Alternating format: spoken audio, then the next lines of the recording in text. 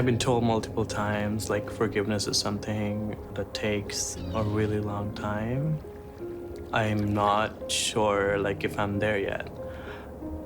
My relationship right now, at this moment, with my past, with my parents at least, you know, it's over. It ended the day I was kicked out.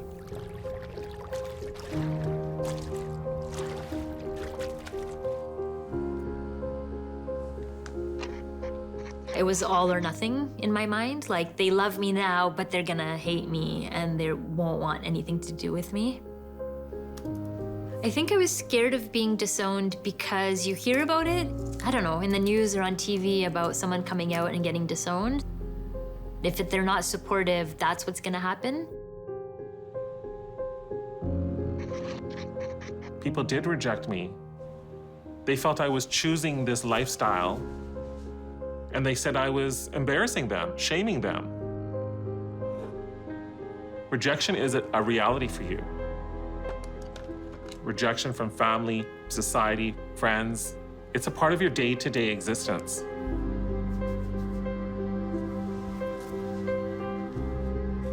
The question comes all the time, what's wrong in him? I gave birth to a son, and he is a proper man. And what he's talking about doesn't make any sense.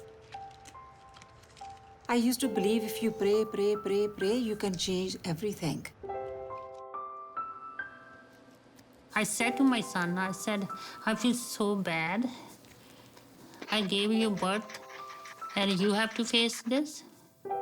Said, no, Mom, it's not your fault. But I feel that for a long, long time. This is closure for me in a way. I feel that I can express myself and get it out there, and I will speak the truth.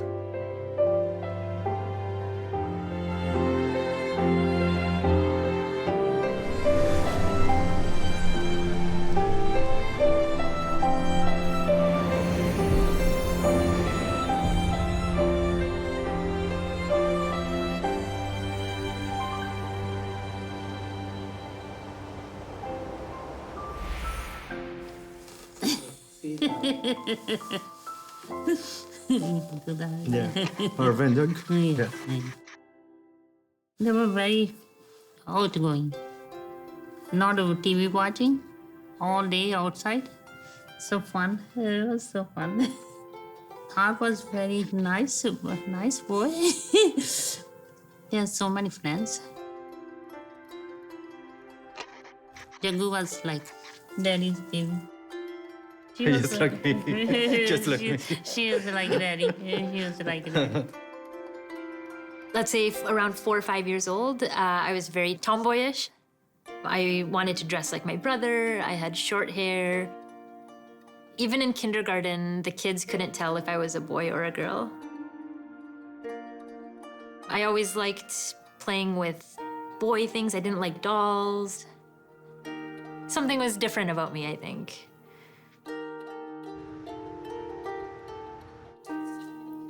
Oh, that's my son. I have 3 sons. This is the middle one.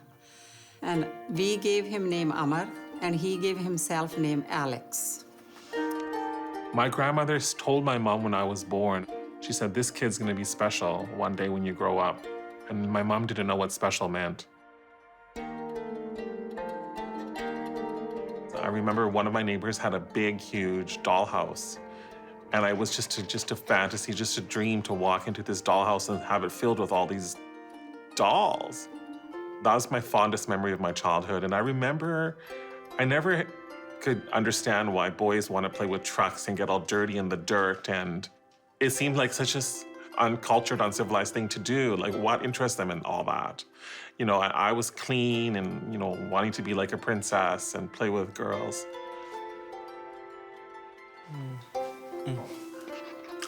Pose, pose, pose, pose. When people ask me that questions, like, tell me about yourself. Right now, I always introduce myself as, like, I'm Caden. I'm from Ludhiana. Been a recent immigrant here, like, you know, it's been almost 5 years. I work at a credit union, and then after that, I'm like, I don't know. I like playing soccer. Yeah, so that's usually my description. When I was in kindergarten or something, so my sister's almost 14, 15 years older than me. I was like a little play toy, like she could take care of. Every day she would take me to school, and then at lunchtime she would bring me food and stuff, so I would get so excited to see her. Yeah, that's the earliest memory that I have of childhood. I necessarily didn't have a great childhood, I guess. Like, I grew up in a very dysfunctional family. And I came at a period in my parents' life where they were kind of not expecting me.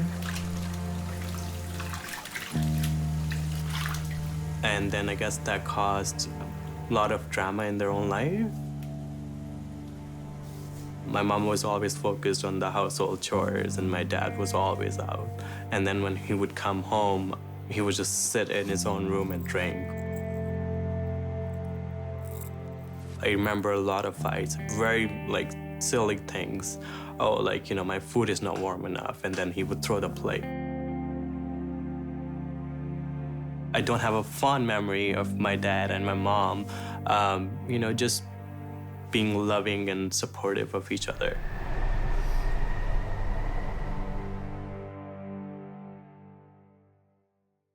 He used to watch program called Brady Bunch.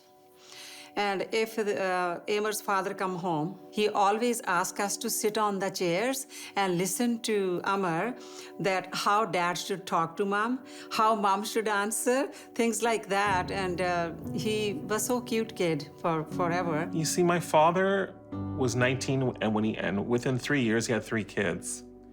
He was an immigrant to this country. He wasn't really ready to be a father. He wasn't really ready to get married. I'm not making excuses for his lack of parenting. However, you have to understand the situation. He was trying to get a job and feed not only his immediate family, but his extended family. And I don't think he could cope. He started drinking. He was not treating my mom very well. He was abusive.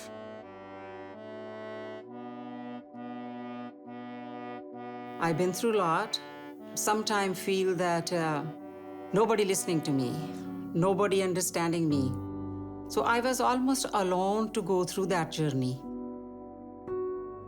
She wanted to be, safe. So she took me and my brothers and she went to live with her brother. God sent me here for a reason, and all the things changing in life. And the biggest change came in Amar, my son.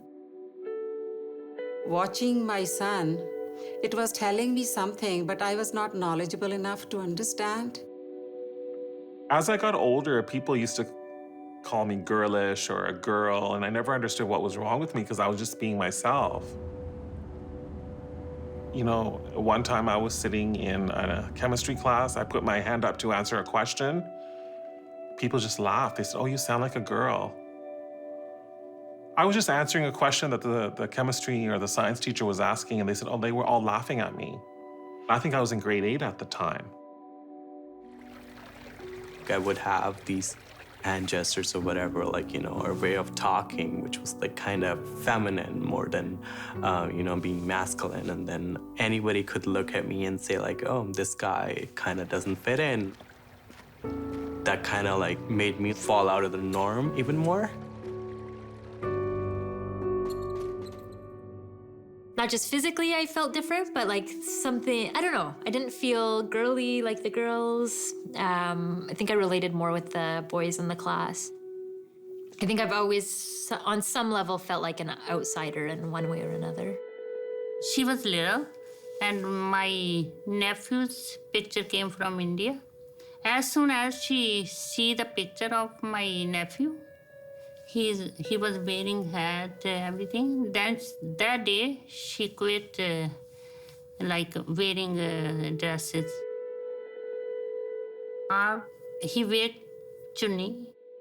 With the music, he turned the music on, I have the chunni on, then he start dancing there. Dancing. Once somebody sent bangles to us from India. He wear to even the bank we went to, he doesn't want to take off. If I go back, I can see both. In my bringing up, we were not allowed to say, this is my boyfriend, or I'm going out with a man, or I'm having a coffee here and there. That was just absolutely NO period, my time. And then my father and myself, were very proud of Amar, that he never bring a girl at home. I never know what to do. I don't know what to call myself. So naive, don't know anything. My sex education when I was in high school was for 15 minutes, and it was about how to put a condom on a banana. I was like, okay, great. And they were talking about the internal ovaries of a woman. And I was like, great. What am I supposed to do with this?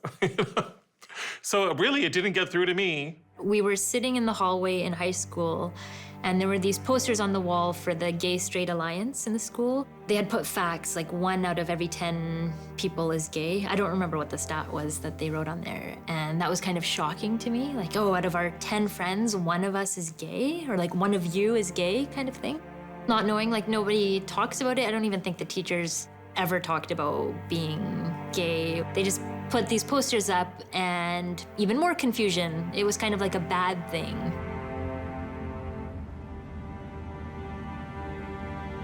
I was finding the boys in my high school attractive at that time. And I thought I'm sick, or there's something wrong with me. Why don't I find the girls attractive? I remember someone wrote, fag on my locker. And I pretended I didn't see it, but everyone around me saw it. And, it was scratched in, and I tried to make it spell something else. And that's when it kind of hit me that there's something wrong with me.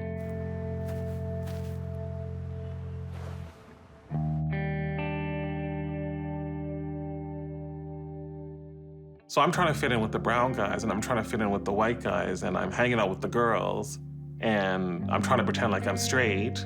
I was trying to pretend I could, just fit in. I really couldn't fit in. I was putting on a big act. I was told faggot, queer, homo.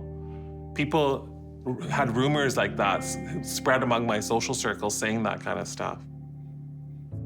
I thought homosexuals were bad people. I thought they did horrible things in the world. People made fun of them, and they said it's different. It was weird. It was something that normal people don't do. It was quite sad. Many times I thought of ending my life and suicide, but I didn't want to hurt my mom. Like, I'd be lying in bed at night, wishing that in my next life, I'd like to come back as a boy so that I can date the pretty girls. And like a young child trying to figure out, if I'm drawn to these girls, am I a boy inside? I think having a crush on a girl or woman when you're young, especially because we don't talk about being gay or even that you can be gay, I think you kind of suppress the feelings and you don't properly understand what they are. First, you acknowledge it within yourself. You have to come out to yourself. Then you have to figure out how am I gonna tell my best friends or my family? And then I remember being really depressed for a long time, not knowing how to tell my friends, not feeling confident in telling them. I guess I was ashamed to come out to them. We didn't have any other gay friends at the time, so it was a big step that I didn't want to take.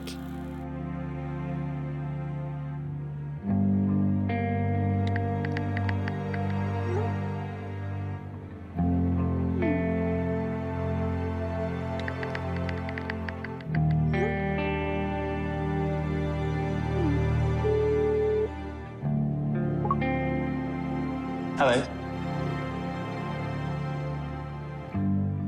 you know, I think her story and my story are probably quite similar in that we're so obsessed about our own experience and narrative and secret and things like that. This is when I think MySpace was really big. He had a blog, and I was looking at his profile one day on the computer, and I saw him write something about his boyfriend, and my heart sank. I had been struggling with how to tell my parents for so long. Literally, like, my whole world came crashing down knowing that my parents have 2 kids and they're both gay, and how is he gonna come out to them? She came out to me in a blog post comment. My blog post, she wrote a comment on, and I knew it was her. I didn't sign it off as my name. I put a code name knowing that he would know who it was. And he messaged me saying, let's talk about this on Monday. Monday came and we never spoke about it. And it kind of like, I hate to say it, but it was quite devastating. That bubble I had built, that false narrative I had bought into was burst. I don't think we've ever openly talked about, at that point, we had never talked about being gay and our fears and everything. Going into grade 8, we got our summer vacation. Then for summer vacations, when I would come home, like, we would always be visiting our relatives and stuff, and then I would just spend time with my uncle. Like, I had a very distant cousin, I guess, a 3rd, 4th cousin, like, visiting us. He ended up touching me. And then I was like, oh, this feels weird, and this feels out of place, and I don't know how to make sense of this. I kind of had my first experience as being a gay person that I felt like something was wrong with me. I thought I was the problem. Nothing felt right. I just had a sense of disconnectedness from the world. Part of my identity was shook from the core. I guess, like, I really didn't had anybody in my life, like, or my family, like, where, like, I was kind of emotionally close to somebody, like, I could just let it all out.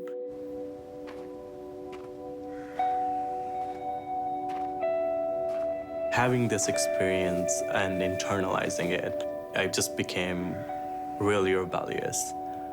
I didn't want to study, I didn't want to play, I didn't want to do anything. I just wanted to stay in bed.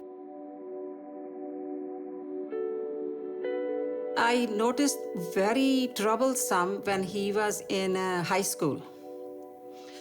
He usually hide things from me and don't want me to go to the room and clean the room and check the rubbish basket or something, but I found a lot in the rubbish basket. I used to write notes and throw them in the trash can. Those were temporary suicide notes, but I could never finish the note, so I would throw it away. He did not know, mother know it, but I knew. One time I openly say, are you gay? He said, are you kidding? I'm bisexual. I said, what is this? How can you tell that to your parent who spent years and years slaving away, working in a labor job as a nurse's aide to raise you?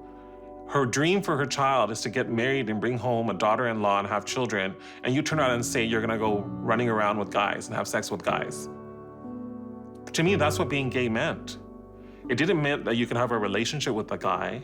It didn't mean that you can get married to a gay brown guy. It didn't mean you can even have a family with a guy. It meant literally you're giving up this whole idea of a family and you're going off with a guy. He said, don't worry about that. We are 3 brothers. Older brother will get married and meet your grandma and everything will be done. Please don't look at me. I'm not gonna do things like that. I was so distressed. I was so unhappy. I could not see what the next day would be like. So I secretly went to see a psychiatrist and he tried to help me. The counselor listened to me. He saved my life when I had no one else to talk to. He never said, you don't have to be straight. That's impossible. He said, well, let's talk about this. Let's explore it. Why do you want to be straight? And I talked to him about the pressure to get married, to have children, to please my mom, who was a single mom. I didn't want to hurt my mom. I was dreaming that what type of a girl coming home, and then they will have children, and he will be the best husband and best father, and that wife don't have to suffer the things I suffered with Emer's dad. And but everything shattered, it gone. Yeah, that was past. When I graduated from grade 12, it was the best day of my life. Because no longer did I have to care about all these people who would make my life so sad. After finishing grade 11, I was so depressed. I'd given up on studies. I didn't want any connection with my parents. I didn't want any connection with the world that I grew up in. Just wanted to pack my bags and leave. I would go to Bombay, or I will go join an NGO or something. I knew that I wouldn't make much money, but at least I would be happy. And I started planning my escape and I guess my life that way. And one day I was home and and then I just decided it's time. I just packed the essentials and then bought a train ticket and then went on my journey.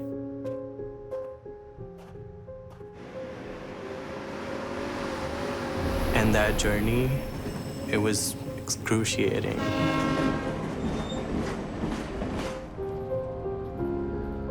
The whole journey, I was just crying.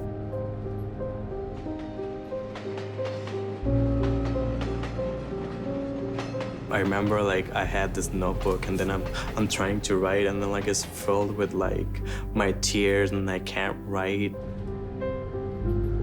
I was writing about what I was on earth for. Where do I fit in? Why don't I fit in? That kind of stuff. I haven't opened that diary still because I feel like I don't want to reopen that trauma, you know.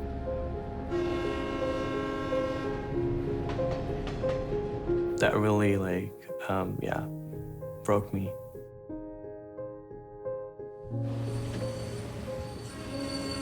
Almost 20 days in or something, I caved in and I was like, I'm here. Can you come get me? I don't think they knew how to deal with that situation. I knew they were hurt and I knew I was hurt too. They didn't have any idea how to deal with that. Yeah, they were just quiet.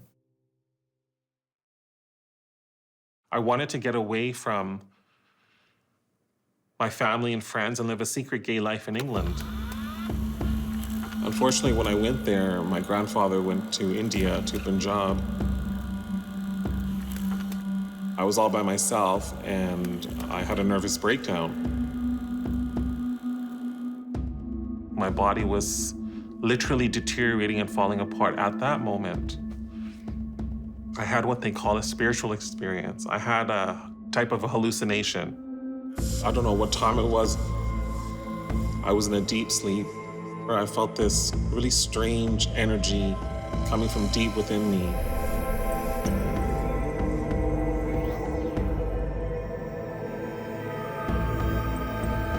I felt this energy leave my body. The blanket fell from my face, and I saw this amazing light in front of me. I don't know what it was. I got scared, so I covered myself back with the blanket, and I took a peek and it was gone. I was scared at the time. I didn't understand spirituality. I didn't understand God. I didn't understand religion. I didn't understand what it meant. But later, when I was in the hospital, I talked to a priest, and he explained it to me. He says, maybe God is sending you a message that he loves you, and you should live your life how you want to live your life. I went right back to Canada, where I felt I need to be close to my mom.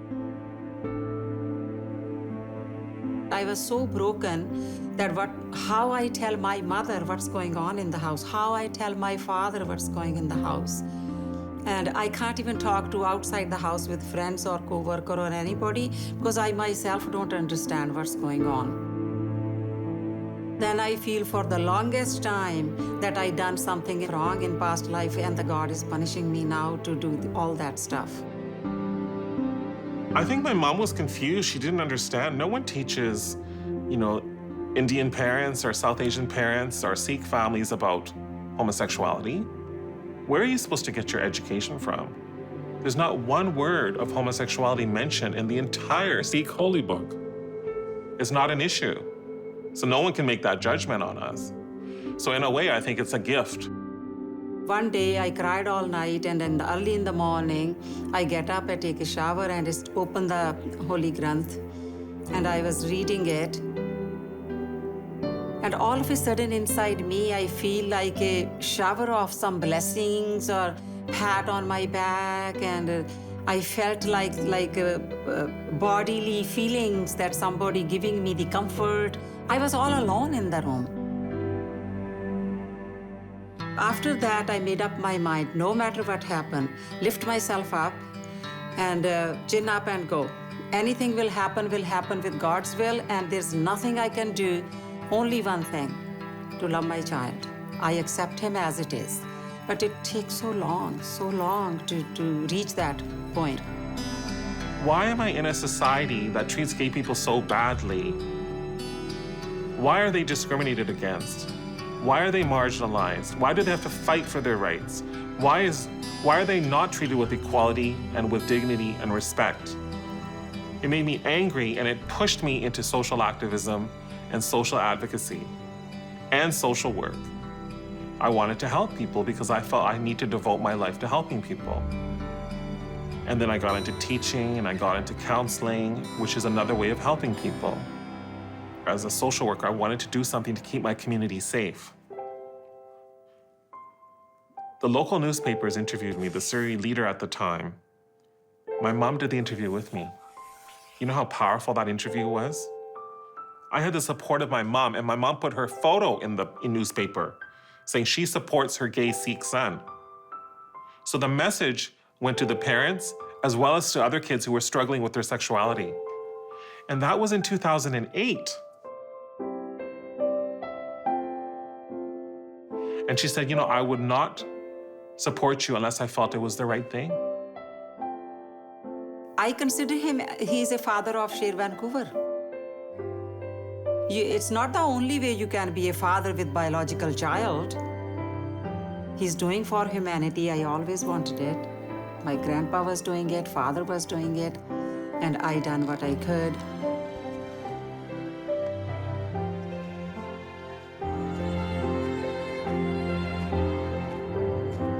I'm thankful for my mom. Everything I have in my life is because of my mom. She has supported me my whole life. When the world was saying, why is your son coming out as a gay Sikh? He's embarrassing the community. My mom stood up for me and she defended me. And I cannot thank her enough for that. She's the best mother in the world. She really, I feel sometimes, is an angel that has come down to help me in my life. She has done so much for me, sacrificed so much for me, defended me, and she still does that every day. And she never rejected me for being gay.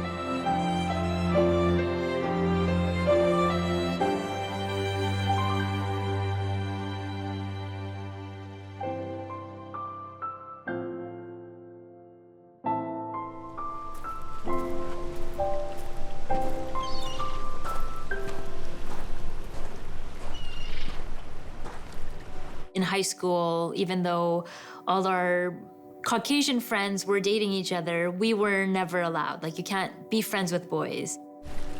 And then you get to a point when you're in your early 20s, everyone starts talking about arranging your marriage. If somebody gets married outside of their caste or outside of their religion, it's a big scandal. If two Indian people in different religions can't get married, how could I even approach the thought of marrying a woman? I had one friend who I came out to, and she was very supportive.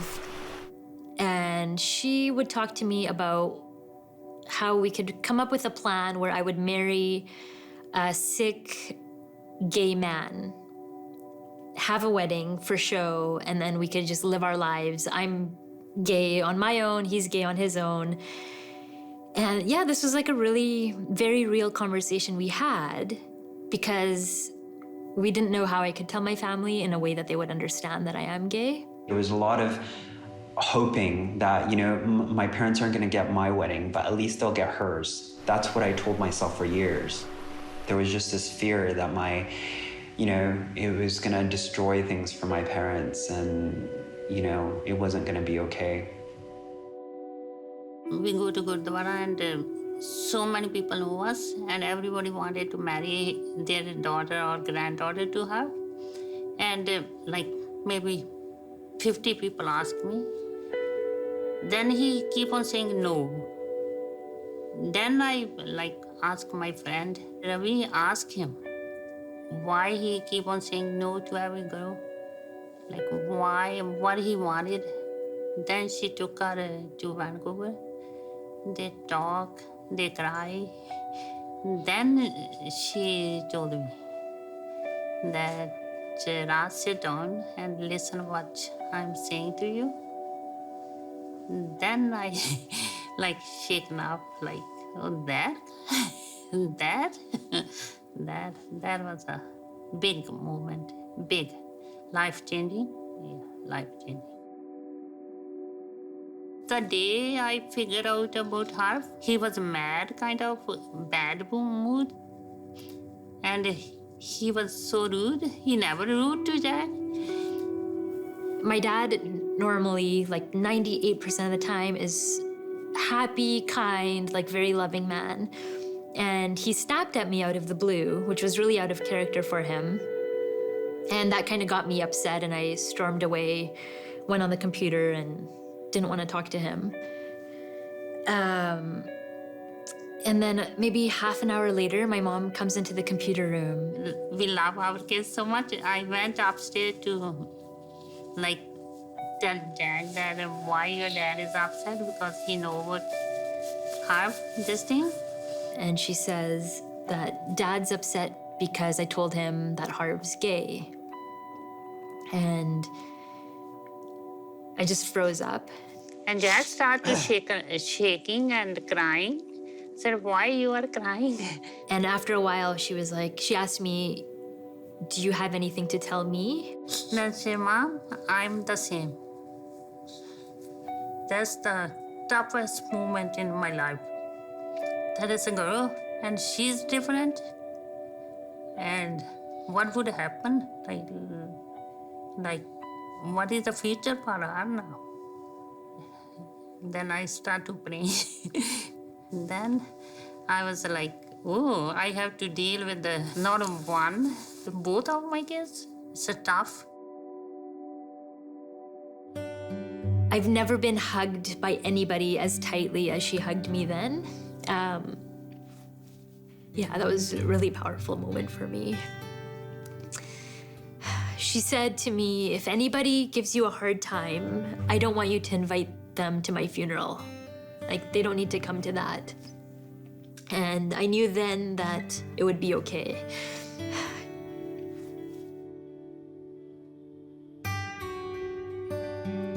It was I have to hug them. That, if it's okay with her, then why not okay with you? It's the hard part about the daughter. I'm not saying I feel bad that I didn't feel that bad about her, because he's a boy. He's a strong one. He can fight. And then I think the very next day, my dad sent me a text. He had never texted me before. This was new technology for him at the time. This was 10 years ago. And he sent me a text saying something like, good morning, Jaggu. I love you. I'm sorry about yesterday. And that just was so moving to me. I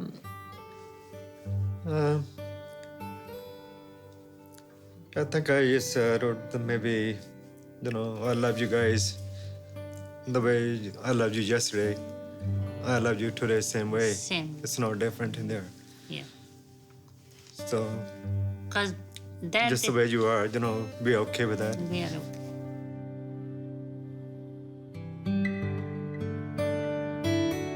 I think it's hard to tell.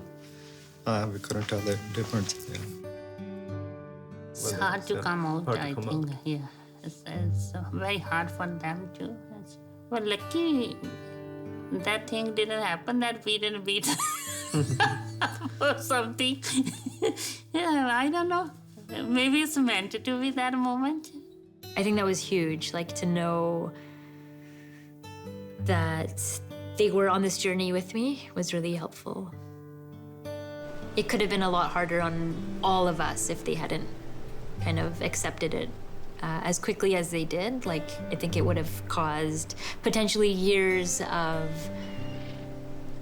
like a rift between us, Slowly, slowly, all my support from my friends and my doctor make me strong. Makes me strong. Yeah. Yeah, she's very strong. Look after the kids and me same time. Then I couldn't control myself. I'd be crying in there. For weeks. Yeah. Weeks. It's a new birthday to us too. Him, our dad. No, it's 3. Three babies born again. I feel like my relationship with them has gotten so much stronger since before. Like, if I could say that out loud to them, that I'm gay, then anything else is an easy conversation to have. Yeah, I think I'm one of the few lucky ones who can have such an open relationship with my family. I was already broken from what I did and things that I was experiencing. I didn't really have any control over life, I guess, or myself, or where I was going. And then I didn't really want to fight it anymore. I just gave up. One night, my parents were gone. They told me they were gonna come next day, but they came in a day early. So my dad found me in bed with another guy, and then he physically abused me. He said, if anybody else in the family finds out, you're done.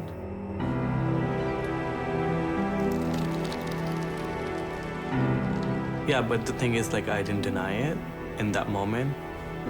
And it was kind of like owning up to myself, be like, I am this person, accept me. My dad took control of the narrative from there on. He just wanted to send me here to Canada so that I wasn't part of the family anymore. All my life was leading up to that point where they would disappear from my life.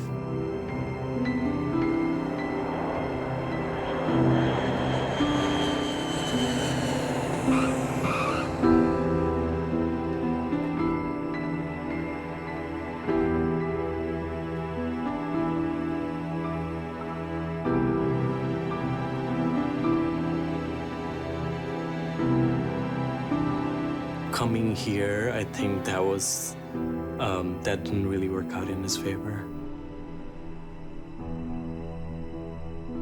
I focused a little bit on school, and then, a couple of semesters in, started, I guess, mingling with the queer people here.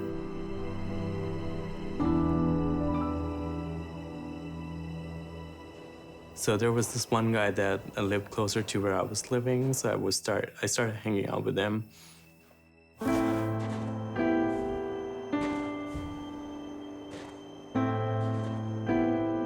One day, I was just sitting in the park, and then I think I was kissing him or something, and my cousin saw me. They were like, what were you doing? And I'm like, I just told them I was kissing a guy. And then they're like, why are you doing this? What's wrong with you? Something that's not part of the norm, people don't like that. Because that creates some sort of hatred, right? to me, like, that's a good enough reason of why somebody would be homophobic, and then that's how I make sense of it. Like, they're just ignorant.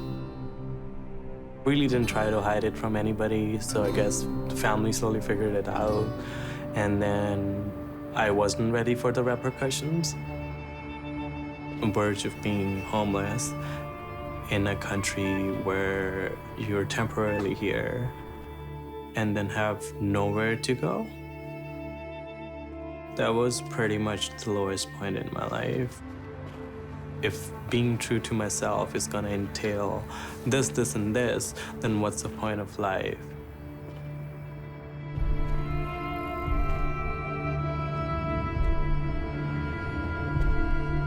I got to a point where I was just like, I'm just gonna jump. And then I didn't. I guess you do not really, think logically when you're going through these motions. If death is not the answer, what's the least you can do? And then the answer that I got was, the least I can do is just live out these fears. Just don't repress these experiences. I guess there's a beautiful side on the other end of it.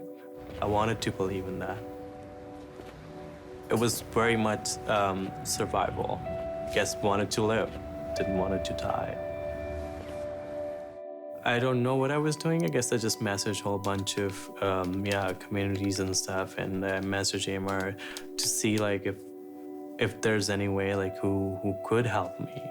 When Caden emailed me, it seemed overwhelming. How can I help this kid from another country? He emailed me and said he was homeless. His family disowned him for being gay. I thought this was a joke. Could this actually be happening? So me and my friend, one of my best friends, went to go meet him, and he was shaking. His eyes were shaking. He was skinny.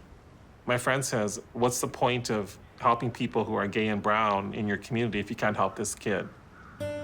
Reaching out to Amar, him just comforting me like everything's gonna be okay. That was kind of like the first thing that made me like, oh, like I kind of, like there's a place for me, I can, there's other people out there like me who, I can relate to. I guess something that was missing in my life, something I guess I was looking for or I was just trying to find was a person who had lived that similar kind of experience and then I come out of it. Yeah, so Amar was that person in that moment, just giving me hope. He's still suffering. He misses his mom. I've seen him on the phone call his mom one time in India and she just hung up on him. That just broke my heart. I couldn't deal with it. Could you imagine the grief and the pain that this kid must have gone through to be totally disowned for something which he has no control over?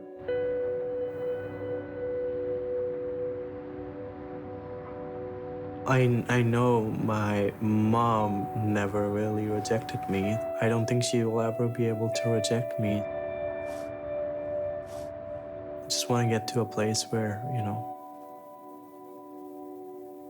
where I can see her, kind of resolve things for the last time. Just a lot of questions.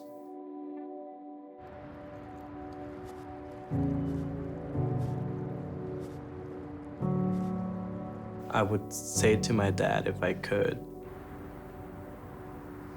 that you're missing out. You're an unlucky man.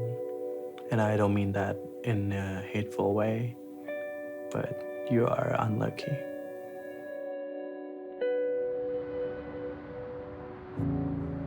I have not received the full embrace from my father. He says in our community, that is not something to celebrate. Even to this day, my dad says, I love you as a son, but I don't approve of your lifestyle. Because society tells him in our culture that being a gay, brown guy like myself who's out is not a good thing. I cannot expect my father, to just turn around and embrace me and say, oh, I love your homosexuality. You know, that's not going to happen. It's going to take him many years to come to terms with it because it's a direct challenge to his masculinity and himself as my creator. He's my father. One day, maybe if I get married and I bring over his son-in-law, he'll be like, oh, great. Now that'll be the day. I was flipping through the newspaper, the Georgia Straight, and there was an article about Sher Vancouver. I remember just like focusing in on this article, and I took that paper home because I wanted to read it at home. And yeah, I like to see, oh my goodness, there's other people out there, enough to have a support group being formed. Like that was amazing to me.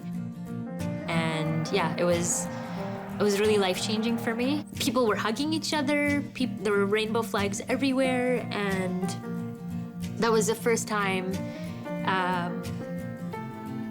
that I felt good about being gay. And I think every year afterwards, I still get moved. And yeah, it was really powerful to see that.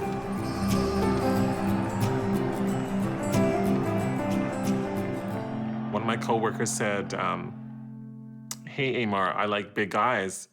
And I said, yeah, guess what? So do I. So that was so funny, and it was kind of like an eye-opener, and, you know, I was kind of embarrassed.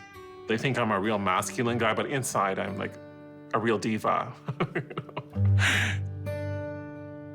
In the gay community, a lot of people don't want to date middle-aged, heavy, sad, bald, brown guys. Let's just face it. You know, and so I really don't know what's gonna happen. I managed to get to a place in my life where I have self-love. You know, sometimes people come into your life when you least expect it. I think if I'm a little bit more open and not as picky and a little bit more realistic, I think it'll happen. Online dating was pretty new at the time. There weren't any of these apps, so it was really scary for me to make a profile, and it took a lot of guts, I think, and build up to have a profile. To start messaging people was really scary to me. So Agata had a profile with no picture, no description. She messaged me and said, give me your email and I'll send you pictures. I was like, this person's for sure gonna murder me and find out where I live. She would send me a message, and like a week or two later I would reply. And I think like 4 months went by, and then eventually I was like, okay, I should make an effort to meet this person now. And she always makes fun of that I made her wait so long. I remember having that first dinner with her, and something inside me told me that I would know her forever. Like she was comforting to be around. You know, like she's my person, and I have a level of trust with her that I've never experienced before.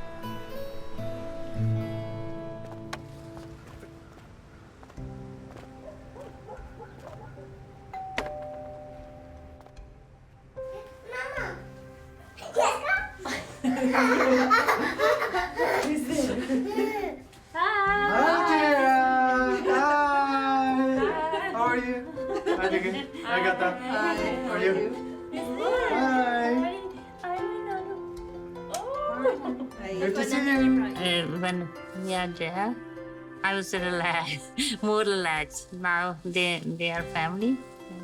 It's a perfect. It's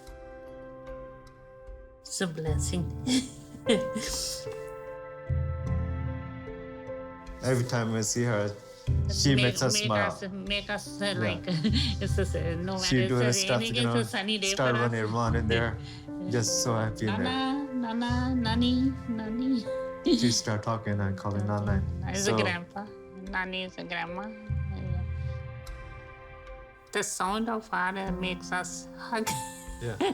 Hug her. Maybe all kids love their grandparents. Yeah, it's amazing.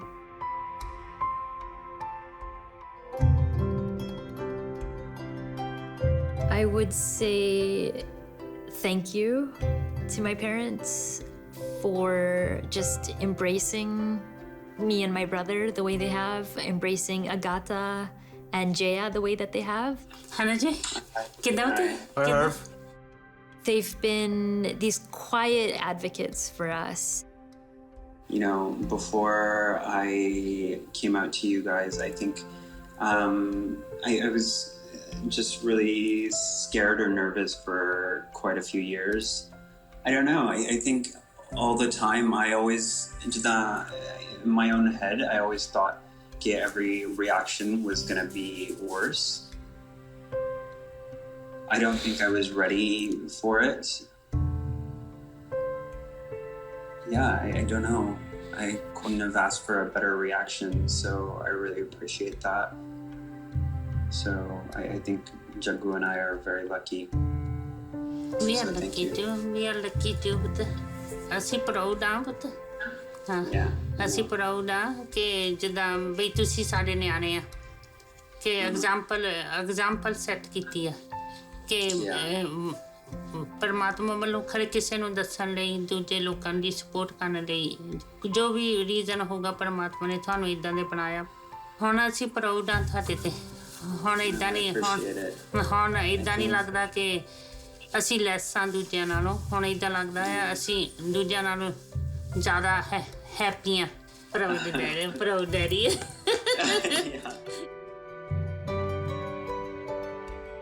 My parents are the first and only ones so far that have acknowledged it, that have started conversations with their relatives. And I think that's so big, you know, to not be ashamed of us. First you care about your own kid, then society comes.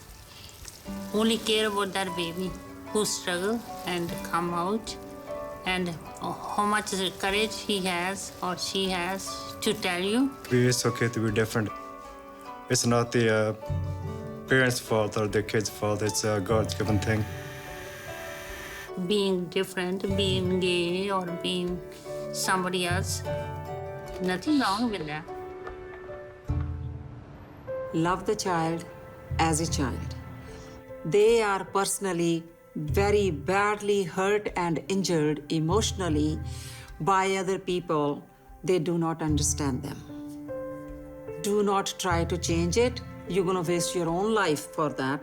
But no, this thing you cannot change. And let them live, and you be happy, they be happy. Yeah. Embrace them. I think like I'm in a lot more happier place than what I was in the last 10 years or so.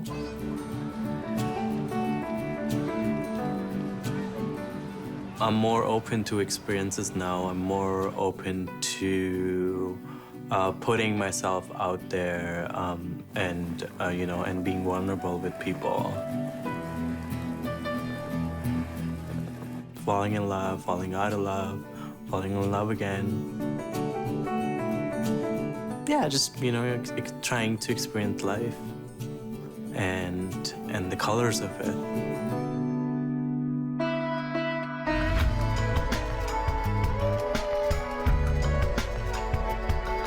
I think I'm most thankful that I'm able to live openly now.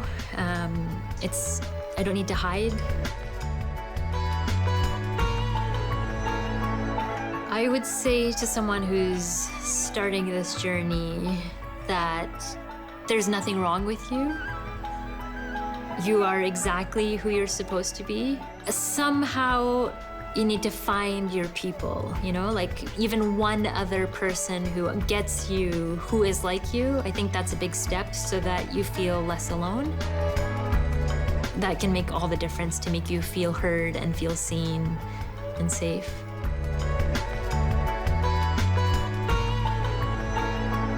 A lot of people think gay is just a sexual act, but really it's about being a human being, about being loved and wanting to love someone, and being gay is just another way of loving.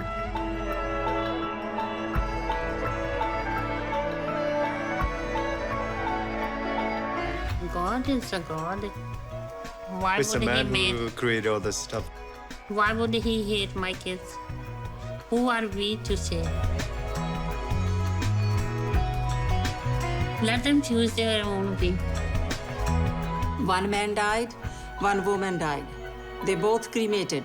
And the ashes sitting there, you ask those ashes, are you a man or a woman? No answer. So, for that reason, I understood that we are equal. We are all humans. We are all human beings. We need to treat each other with dignity, respect, with love. Gay people are people too. They need to be loved too. Try a little self-compassion, you know? We are our own worst enemies.